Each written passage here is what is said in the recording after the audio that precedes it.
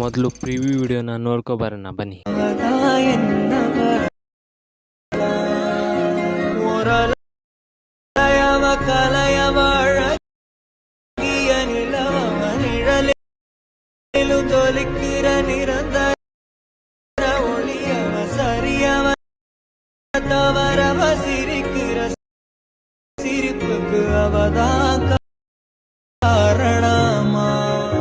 ನೀವೀಗ ಪ್ರಾಜೆಕ್ಟ್ ಅನ್ನು Alight motion ಆ್ಯಪ್ಗೆ import ಮಾಡ್ಕೊಳ್ಳಿ. ಇಂಪೋರ್ಟ್ ಮಾಡ್ಕೊಂಡಾದ್ಮೇಲೆ ನಿಮ್ಗೆ ಇಲ್ಲಿ ಈ ತರ ಕಾಣ್ತದೆ. ಈಗ ನೀವು ಸ್ಟಾರ್ಟಿಂಗ್ ತಗೊಬಂದು ಈ ಲೇಯರ್ ಸೆಲೆಕ್ಟ್ ಮಾಡಿ, ಕಲರ್ ಅಂಡ್ ಫಿಲ್ ಮೇಲೆ ಕ್ಲಿಕ್ ಮಾಡಿ, ಈ ಆಪ್ಷನ್ ಮೇಲೆ ಕ್ಲಿಕ್ ಮಾಡಿ ನಿಮ್ಗೆ ಬೇಕಾದ ಇಮೇಜ್ ಅನ್ನು ನೀವು ಸೆಲೆಕ್ಟ್ ಮಾಡಿ ಆಡ್ ಮಾಡಿ. ಇದೇ ರೀತಿ ನೀವು ಈ ಎಲ್ಲಾ ಲೇಯರ್ಗೂ ಇಮೇಜ್ ಅನ್ನು ಆಡ್ ಮಾಡಿ. ಹೀಗೆ ನೀವು ಇಮೇಜ್ ಅನ್ನು ಆಡ್ ಮಾಡಿ ಆದ್ಮೇಲೆ ಈ ವಿಡಿಯೋವನ್ನು ನೀವು ಎಕ್ಸ್ಪೋರ್ಟ್ ಮಾಡ್ಕೊಳ್ಳಿ.